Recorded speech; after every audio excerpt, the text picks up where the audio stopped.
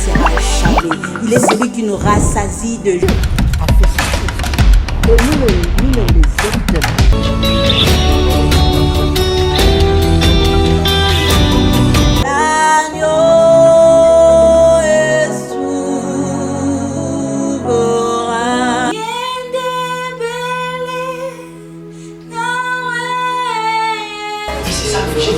La seule chose qui nous met en fait de Dieu, c'est la foi. Shalom, grâce et paix à vous. Nous sommes bénis de vous recevoir, surtout de vous accueillir dans ces moments de partage de la parole de Dieu. Votre frère, le pasteur Jerry et Vambi. Savez-vous que la mauvaise doctrine, elle est très dangereuse, que la mauvaise conduite. Aujourd'hui, ce qui se passe, c'est que nous, en tant que serviteurs de Dieu, enfants de Dieu, nous nous acharnons plus à la mauvaise conduite qu'à la mauvaise doctrine. La mauvaise doctrine, elle est très dangereuse que la mauvaise conduite. Aujourd'hui, nous allons voir des églises très importantes que Paul nous a laissées et les épîtres qu'il les a envoyées. Nous allons essayer de voir c'est les conséquences d'une mauvaise doctrine et ce qu'était l'attitude de Paul quant à ce qui concernait la mauvaise conduite. Parce que lorsque nous observons bien, nous nous rendons compte que nous négligeons ce qui est très grave et nous donnons un peu, nous nous acharnons beaucoup trop à ce qui n'est pas trop grave. Et quand je dis ce qui n'est pas trop grave, c'est la mauvaise conduite dans l'église par rapport à la mauvaise doctrine.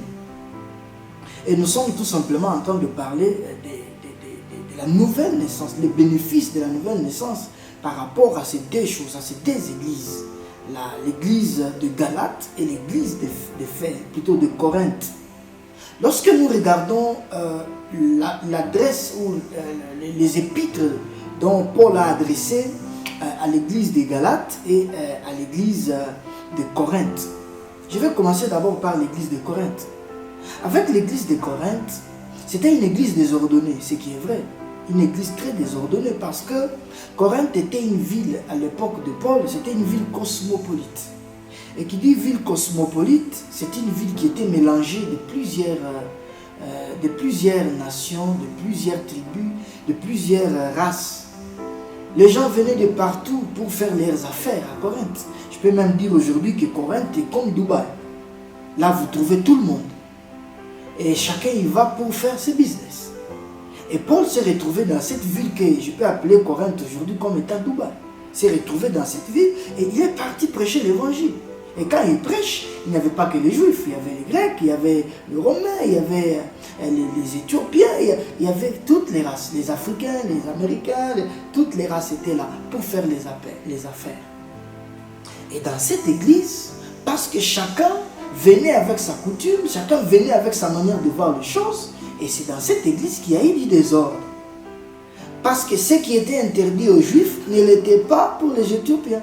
Ce qui était interdit pour les Grecs ne l'était pas pour les Européens. Ce qui était interdit pour les Asiatiques ne l'était pas pour les Juifs. Alors, c'est Méli-Mélo qui a fait que dans l'église de Corinthe qu'il y ait désordre. Et c'est dans cette église dont Paul plutôt a dit, je ne permets pas à la femme puisse prêcher. Pourquoi? Parce que c'était à cause de ces désordres qu'il y avait dans l'église de Corinthe. Mais lorsque vous lisez 1 Corinthiens chapitre 1, à partir par exemple du verset 4, que je vais me forcer de lire ici, 1 Corinthiens chapitre 1, le verset 4, écoutez ce que Paul dit, et il dit ceci. Paul dit ceci. Que la grâce et la paix, le verset 3, que la grâce et la paix vous soient données de la part de Dieu, notre Père, et du Seigneur Jésus-Christ. Le verset 4, je rends à mon Dieu de continuelles actions de grâce à votre sujet, pour la grâce de Dieu qui vous avait été accordée en Jésus-Christ. C'est-à-dire, au-delà de tout ce qu'il vivotait là, Paul dit, je rends à mon Dieu de continuelles actions de grâce à votre sujet, pour la grâce de Dieu qui vous a été accordée en Jésus-Christ.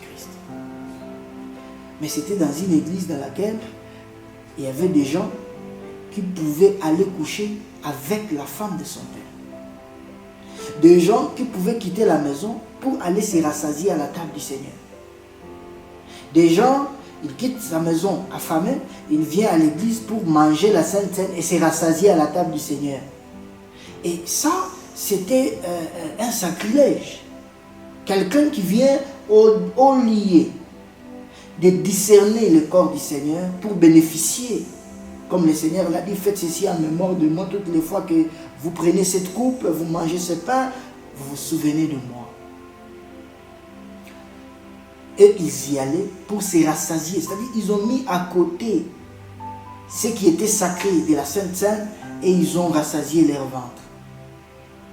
Et Paul, au-delà de ces erreurs-là, qui étaient aussi graves, Paul n'a absolument pas dit que ces gens étaient ensorcelés. Mais si c'était dans l'église d'aujourd'hui, je suis sûr qu'il serait fermé. Il serait même excommunié de l'église. Mais Paul n'a pas fait ça. Pourquoi? Une église aussi désordonnée, il va au-delà pour leur dire, ne savez-vous pas que vos corps sont des temples du Saint-Esprit? Mais des gens qui vivent ça, ils les appellent quand même qu'ils ont, leurs corps sont des temples du Saint-Esprit. Mais qu'est-ce qui a fait que Paul ne puisse pas s'acharner sur cette mauvaise conduite qui était dans l'église? Mais lorsque nous prenons maintenant les livres de l'Épître aux Galates, lorsque nous prenons l'Épître aux Galates, nous nous rendons compte que Paul, ce qu'il est en train de dire aux Galates est totalement grave. Au chapitre 3, regardez ce que Paul dit dans Galates chapitre 3. Il dit, ô Galates dépourvus de sens, qui vous a fasciné, vous aux yeux de qui Jésus-Christ a été peint comme crucifié. Vous aux yeux de qui Jésus-Christ a été peint comme crucifié. Voici seulement ce que je vais apprendre de vous. Est-ce par les œuvres de la loi que vous avez été, et vous avez reçu l'Esprit, ou par la prédication de la loi? Et le verset 3, il dit, êtes-vous tellement dépourvu de sens? Vous savez ce qui signifie dépourvu de sens? C'est être insensé. C'est-à-dire être quelqu'un qui est fou. Et au verset 1, il dit, qui vous a ensorcelé? Qui vous a ensorcelé? Être ensorcelé veut dire, vous êtes enfant de Dieu, mais le démon rentre en vous, il sortent, il détruisent votre vie. Il dit, qui vous a ensorcelé? Mais à l'église de Corinthe, où il y avait tellement de désordre, Paul ne dit pas ça. Il ne dit pas qui vous a ensorcelé, ô Galates, ainsi plutôt ô Corinthiens. Vous qui êtes en train de coucher avec les femmes de vos pères, vous qui allez à la table du Seigneur pour vous rassasier, il ne dit pas qui vous a ensorcelé. Je vous dis, cette qualification, elle est grave. Elle est grave de dire à un enfant de Dieu qui t'a ensorcelé. Mais quand vous regardez l'église de Galates, ce n'était pas une église dans laquelle il y avait du désordre. Nulle part où on dit que dans l'église de Galates, on a trouvé une personne qui est partie coucher avec la femme de son père. Nulle part dans l'église de Galates, on nous dit, non, une personne est allée se rassasier à la table du Seigneur. Nulle part. Nulle part. Mais pourquoi Paul s'acharne à l'église de Galates? Lorsque vous lisez l'Épître aux Galates, vous voyez les tons avec lesquels Paul est en train de parler. Il dit, même si un ange peut venir vous enseigner le contraire de ce que nous vous avons annoncé, que cet ange soit maudit. Mais ça c'est grave. Mais dans cette église, il n'y avait pas une mauvaise conduite. Il n'y avait pas de gens qui vivotaient. Mais c'était une église correcte sur le plan légalisme. C'était une église correcte. Une église où il n'y avait pas d'impudique, il n'y avait pas de vol. Mais comment Paul s'est autant acharné à cette église de Galates qu'à l'église de Corinthe, dans laquelle il y avait autant de désordre? Si c'était l'église de Galates, plutôt de Corinthe aujourd'hui, nous qualifierons que c'est l'église de Corinthe qui est ensorcelée. Et c'est l'église de Galates qui est la bonne. Mais ce n'était pas le cas pour Paul. Qu'est-ce qui a fait la différence? La différence était que, il dit lui-même au verset 3, voilà, il dit, êtes-vous tellement dépourvu de sens, après avoir commencé par l'esprit, voulez-vous maintenant finir par la chair? C'est-à-dire, l'église de Corinthe était en train de vivre par l'esprit. Mais du fait que cette église a commencé à mélanger l'évangile de Christ avec le légalisme, cette église était dangereuse, l'église des Galates. Cette église était dangereuse. Le verset 4 dit, avez-vous tant souffert? Non, le verset 5, C'est lui qui vous a accordé l'esprit et qui opère de miracles, c'est-à-dire qu'il continue encore à opérer. C'est lui qui opère de miracles parmi vous. Les fait-il donc par les œuvres de la loi ou par la prédication de la foi? Qui dit prédication de la foi veut simplement dire la prédication qui concerne Jésus-Christ. La prédication de l'évangile. Parce que Romains chapitre 10, le verset 17 dit, la foi vient de ce que l'on entend, et ce que l'on entend vient de la parole de Christ. Et quand il dit la prédication de la foi, il est en train de faire référence à la prédication qui concerne Jésus, c'est-à-dire dans l'église de Galates, dans cette dernière, le miracle que Dieu opérait dans cette dernière, c'était parce qu'il y avait la prédication de la foi, c'est-à-dire la prédication de l'évangile qui concerne Jésus-Christ. Voilà pourquoi Dieu opérait des miracles dans cette dernière. Mais quand vous regardez l'épître aux Corinthiens, vous avez l'impression que c'est la méchante et la mauvaise église. C'est l'église qui ne mérite rien de Dieu. Maintenant, regardez le problème sur lesquels, devrais-je dire, Paul s'est acharné contre l'église des Galates. C'est au verset 10 du chapitre 3. Il dit, car tous ceux qui s'attachent aux œuvres de la loi sont sous la malédiction. Car il est écrit, maudit et quiconque n'observe pas tout ce qui est écrit dans le livre de la loi et ne le met pas en pratique. Et que nul ne soit justifié devant Dieu par la loi. Cela est évident, puisqu'il est dit, le juste vivra par la foi. Le problème de l'église des Galates, c'était le légalisme. Vouloir être bon devant Dieu par ses efforts. Je suis sauvé par la grâce, oui, Dieu m'a sauvé par la grâce. Ce qui reste, c'est maintenant mes efforts qui doivent se présenter devant Dieu pour être qualifiés à ces bénédictions. Et c'était ça le problème de l'église, les Galates. Lorsque vous lisez dans le livre de Jacques, chapitre 2, verset 10, la Bible est en train de parler de la rigueur de la loi. Jacques dit, si j'obéis 9 lois, et quand je parle de la loi, c'est les 10 commandements. Et nous allons voir ce que Paul qualifie des 10 commandements. Que la plupart des gens s'acharnent dessus pour dire non, nous sommes des défenseurs de la loi de Dieu, comme des pharisiens, et ils sont tout simplement des pharisiens d'Itamondaire. Il dit, si j'obéis à 9 lois, et je désobéis à une seule loi, le 9 dont j'ai obéi tombe. Je suis toujours coupable. À cause d'une seule faute, les 9 bonnes choses tombent à cause d'une bonne faute, d'une faute. Et c'est ça la rigueur de la loi. Et Paul est en train de le dire, le miracle que Dieu a opéré au milieu de vous, chers Galates, ce n'est pas parce que vous avez été légaliste, vous avez été correct, vous n'avez pas triché, vous n'avez pas volé, vous n'avez pas menti, vous n'avez pas vécu dans l'impudicité. Ce n'est pas à cause de ça que Dieu a fait ces choses au milieu de vous. Il les a faites à cause de la prédication de la foi dont vous avez bénéficié. À cause de la prédication de la foi dont vous avez bénéficié. C'est ce qui a fait que vous puissiez bénéficier des miracles de Dieu. Le problème, car tous ceux qui s'attachent aux œuvres de la loi sont sous la malédiction. Pourquoi c'est sous la malédiction? C'est parce que avec la loi, il est impossible pour un seul homme dans ce monde de l'obéir totalement. Avec la loi, vous ne pouvez pas obéir 50% et désobéir 50% et montrer à Dieu, Seigneur, je me suis efforcé quand même. Tu peux comprendre. Non, il n'y a pas de compréhension avec la loi. Tu obéis la totalité, tu es béni. Tu désobéis à une seule loi, tu es maudit. Tu ne mérites rien de Dieu.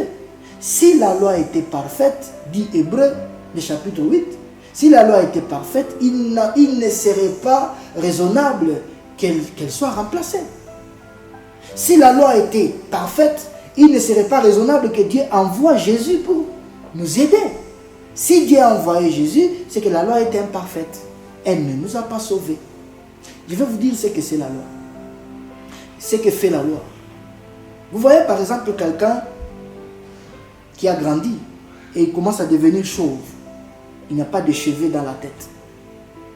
La loi te dit, mon frère, tu dois faire pousser les cheveux pour être digne devant Dieu. Faire pousser les cheveux. Mais l'homme se dit, ben, je n'arrive pas. Je n'arrive pas à arrêter ça.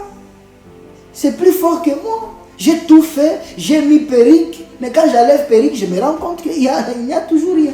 J'ai tout fait, ça ne tient pas. Même quand j'ai mis perruque, je pensais que ça va pousser dans les perruques là. Ça n'a pas poussé. La loi vient vous exiger quelque chose qui est impossible que vous puissiez accomplir par vous-même. La loi vient vous exiger d'être juste là où vous êtes incapable. Même si vous vous forcez comment, vous ne pouvez pas obéir tous les 10 commandements. Impossible. Et la grâce vient au lieu de te dire, fais pousser les cheveux, mais la grâce te dit, prends les cheveux et ne sois maintenant plus jamais chauve. Pourquoi? Parce que la grâce vient vous donner ce que vous avez besoin pour être digne devant Dieu. La grâce vient vous présenter ce que Jésus a payé comme prix, qui est gage pour vous devant Dieu, pour être juste. La grâce vous dit, ne vous forcez pas. Croyez seulement à ce que Jésus a fait pour vous. Approprie-toi ce que Jésus a fait pour toi. Et deviens juste devant Dieu, sans tes efforts, mais par la foi. Le juste vit par la foi. Tu veux vivre devant Dieu, tu veux obtenir toutes choses, applique ta foi. Dis, j'ai pris tout par Christ qui me fortifie. Je suis juste, non parce que je suis droit, mais je suis juste parce que le Fils de Dieu s'est fait justice de Dieu pour moi. Je viens auprès de toi, Père, pour recevoir cette chose, non parce que je mérite, non parce que je suis correct, mais parce que j'entre dans la justice de Jésus-Christ. Et Dieu vous donne. Mais la loi, elle vous dit, faites pousser les cheveux, efforce-toi, bats-toi. Quand tu as tout fait, tu as acheté même perruque pour couvrir, la loi vient te dire, mais il n'y a toujours pas cheveux, tu ne mérites pas. C'est ça le problème avec la loi. C'est ça le problème avec la loi. La loi vient, c'est comme un miroir qu'on présente devant toi. Quand tu regardes dans le miroir, tu vois que tu as des boutons aux yeux, au visage, devrais-je dire. La loi te dit, mais tu dois enlever tout visage. Mais la loi, au lieu de t'aider à faire quoi? À faire disparaître le bouton en le pressant, par exemple. Mais la loi, au lieu de faire ça, elle ne te donne pas la possibilité. Elle te dit, gratte dans le miroir pour enlever le bouton. Mais la grâce, quand elle vient, au lieu de te dire, gratte-toi dans le miroir, la grâce presse le bouton. Et puis ça enlève tout. Elle te dit, maintenant, regarde dans le miroir. Tu es juste. Pas à cause de ce que toi tu as fait, mais à cause de ce que Jésus a fait.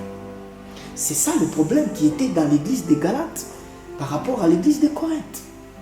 Dans l'église de Galates, les gens voulaient devenir justes par les œuvres de la loi, en s'attachant aux œuvres de la loi. Et ça, c'est ça la mauvaise doctrine. C'est ce sur quoi Paul s'acharnait. La mauvaise doctrine, c'est le fait de penser que toi, tu as quelque chose à faire pour mériter les choses de Dieu. Tu as besoin de dons, tu dois t'efforcer, tu dois tout faire pour que tu voies vision. Tu as besoin de devenir puissant, tu as tout, donc tu dois tout faire pour devenir puissant. Non, avec la grâce, ce n'est pas comme ça. Avec la grâce, tu dois t'approprier ce que Christ a accompli pour toi. Avec la grâce, tu dois te pointer sur le Fils de Dieu pour mériter toutes choses. Quand tu entres en prière pour demander à Dieu de manifester des dons spirituels, tu ne dis pas à Dieu, Seigneur, regarde, mes côtes me font mal. Seigneur, je passe des nuits blanches dans les prières. Seigneur, je monte des montées, je fais des montées à la montagne. Seigneur, je fais ceci. Seigneur, je me bats, je me casse, ainsi de suite. Non, tu ne dis pas ça à Dieu. Avec la grâce, tu pries, mais tu dis, Seigneur, je m'avance encore devant toi par Jésus-Christ. Et je crois que je reçois ces dons. Ça se manifeste. Tu es en prière, tu pries en langue. Koras katavea. Alléluia, alléluia. Merci pour Jésus qui a tout fait. Ora sakeba. Voilà la nécessité de prier en langue. Parce que ça enlève ton intelligence sur quoi tu pouvais t'appuyer. Ça enlève tout ce qui relève de tes efforts. Ça te met dans la position de quelqu'un qui ne sait pas ce qu'il est en train de dire, qui ne comprend pas ce qu'il est en train de dire, mais qui est en train de dire des mystères qui peuvent l'aider à obtenir des choses de la part du Seigneur.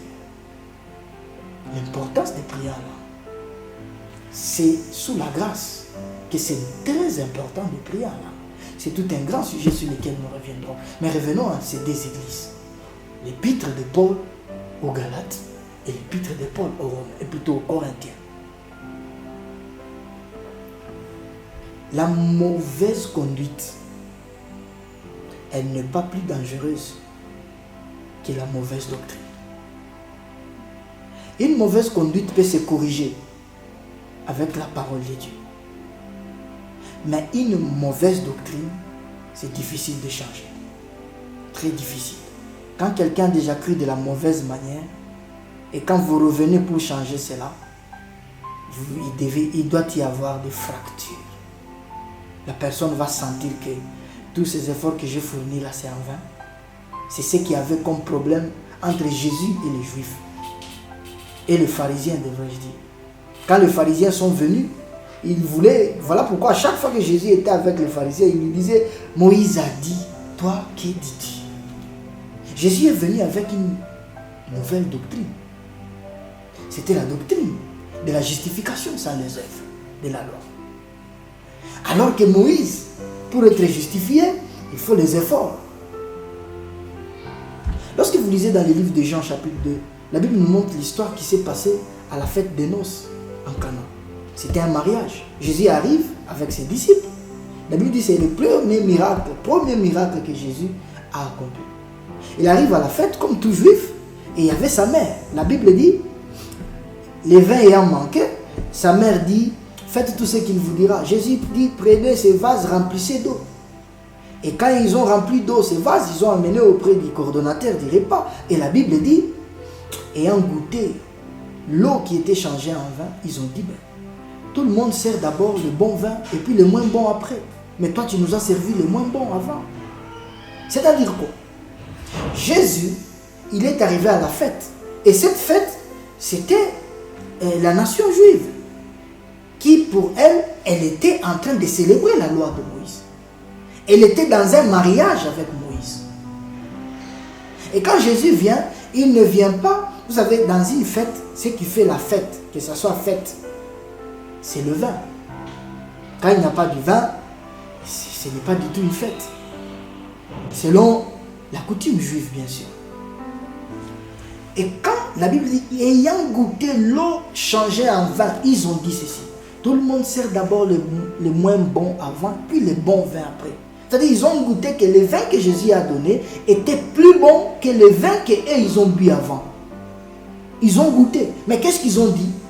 Mais en d'autres termes, ils ont dit quoi? Mais nous sommes déjà ivres du moins bon que vous nous avez servi en premier. Nous avons goûté que c'est bon dont vous venez de nous donner est tellement bon par rapport ou comparativement au vin que nous avions bu avant.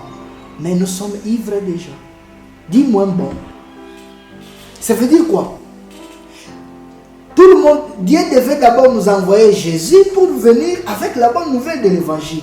Mais on nous a servi Moïse avant. Mais nous sommes déjà remplis de Moïse. Nous sommes remplis de la loi de Moïse. Nous sommes déjà ivres de Moïse.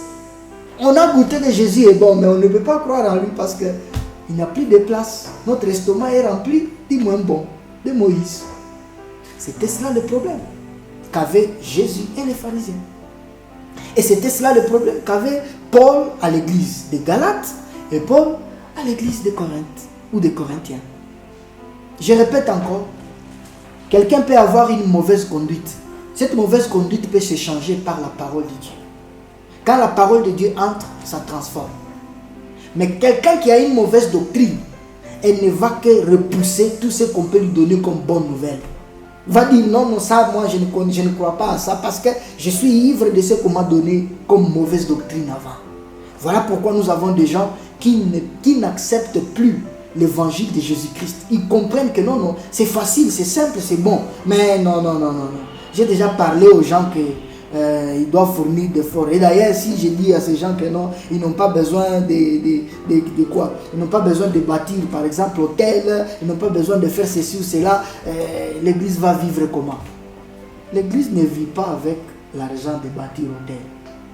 L'église vit avec le Saint-Esprit. L'église dépend du Saint-Esprit. L'église ne dépend pas de l'argent de ce que les gens doivent bâtir comme hôtel. Si vous faites confiance au Saint-Esprit, il est capable d'équiper son église avec des moyens matériels dont vous avez besoin. Mais ne freinez pas, n'enveloppez pas l'évangile, n'aveuglez pas les gens pour qu'ils ne comprennent pas, qu'ils ne voient pas. Il y a des gens qui connaissent la vérité de ce que je suis en train de dire. Mais ils ont dit non, ils ne peuvent pas prêcher ça, parce que ça ne peut pas marcher. Les gens vont aller vivre dans le péché. Je vais poser une question. La quinine qui t'a guéri de la malaria, peut-être la même quinine qui peut renforcer en toi la malaria. La grâce qui t'a sauvé du péché, peut-être la même grâce qui va te renforcer toi dans le péché. Non. Si tu es sauvé par la grâce, tu seras maintenu en Dieu par la grâce. Si tu es entré dans la famille de Dieu par la grâce, tu seras stabilisé dans cette même famille par la grâce. C'est dangereux. Maintenant, je vais terminer en lisant quelque chose que nous allons lire avec toi. Regardez ce que Paul dit dans l'épître, dans son deuxième épître aux Corinthiens, le chapitre 3, le verset 7. Il dit ceci. Or, si le ministère de la mort, gravé avec des lettres sur de pierre, a été glorieux, au point que le fils d'Israël ne pouvait fixer les regards sur le visage de Moïse, à cause de la gloire de son visage, bien que cette gloire fût passagère. Combien le ministère de l'Esprit, c'est-à-dire la grâce, ne sera-t-il pas plus glorieux? Le verset 9. Si le ministère de la condamnation, au verset 7 du livre de 2 Corinthiens chapitre 3, il dit, or, si le ministère de la mort, il appelle la loi qui a été gravée avec des lettres sur de pierre, il appelle ça le ministère de la mort. Et il va au verset 9, il qualifie la même loi, il dit, si le ministère de la condamnation. Voilà pourquoi à chaque fois que vous écoutez, à chaque fois que vous êtes exposé à la loi, vous vous sentirez toujours coupable. Parce que quand vous avez obéi 9, il y a une seule loi que vous n'avez pas obéi, le diable va venir vous dire, tu vois, tu n'es pas bon. Si tu étais bon, tu allais accomplir tout. Tu n'es pas digne devant Dieu. C'est là que vous allez voir quelqu'un qui vient de commettre une erreur. Le diable commence à utiliser des gens autour pour dire, ah, papa pasteur, toi aussi. Maman pasteur, toi aussi. Tout ça c'est quoi? C'est le diable qui veut te faire voir que tu n'es pas juste parce que tu n'as pas fait ce bien-là que tu devais faire. Personne dans ce monde n'est bon parce qu'il a fait de bonnes choses. Personne dans ce monde ne peut être bon aux yeux de Dieu parce qu'il a fait de bonnes choses. Nous sommes tous bons à cause d'un seul bien que Jésus a fait. Nous sommes tous justes devant Dieu à cause d'un seul juste qui est Jésus. Nous sommes tous qualifiés aux yeux de Dieu à cause d'un seul qui est qualifié éternellement, Jésus-Christ. Si tu commences à penser que tu es bon devant Dieu parce que tu es droit, parce que tu es ceci ou cela, sache que tu te trompes, tu t'induis en erreur et tu n'auras jamais la joie d'être enfant de Dieu. Parce que le diable trouvera toujours des failles en toi. Et il te dira toujours que même si tu as prié, tu as fait tout. Mais regarde là-bas, tu as calomnié, tu as menti, tu as fait ceci. Donc nous ne sommes pas justes parce que nous faisons du bien. Et si notre justice est basée sur le bien que nous faisons, les jours où nous ne faisons pas du bien, nous sommes injustes. Et si Jésus revenait pendant ces temps? Voilà pourquoi Dieu, dans sa sagesse infinie, Dieu nous a envoyé Jésus. Au lieu que notre justice dépende de nous-mêmes, ça dépend maintenant de ce que Jésus a fait. Parce que ce que Christ a accompli est éternel. Ainsi, notre foi dans cette justice que Jésus a accomplie pour nous notre justice aussi devient éternelle. C'est ça la bonne nouvelle. C'est ça l'évangile de Jésus-Christ. C'est ça l'évangile que les apôtres ont prêché. Et c'est ça la bonne doctrine. Quelqu'un peut dire, mais si la loi n'est pas bonne, pourquoi Dieu l'a-t-il donné? Jésus a dit, si ta main droite te pousse à pécher, il serait bon pour toi de couper cette main, de peur d'entrer dans la guerre avec tous tes membres.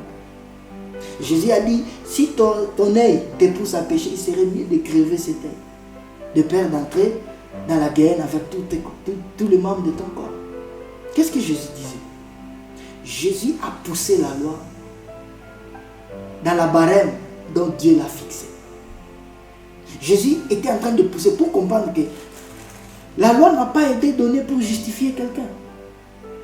Parce que lorsque vous lisez dans le livre de 1 Corinthiens, le chapitre 15, le verset 17, plutôt, le verset 56, la Bible dit ceci, l'aiguillon de la mort, c'est le péché, et la puissance du péché, c'est la loi. Ce qui renforce le péché dans l'homme, c'est la loi.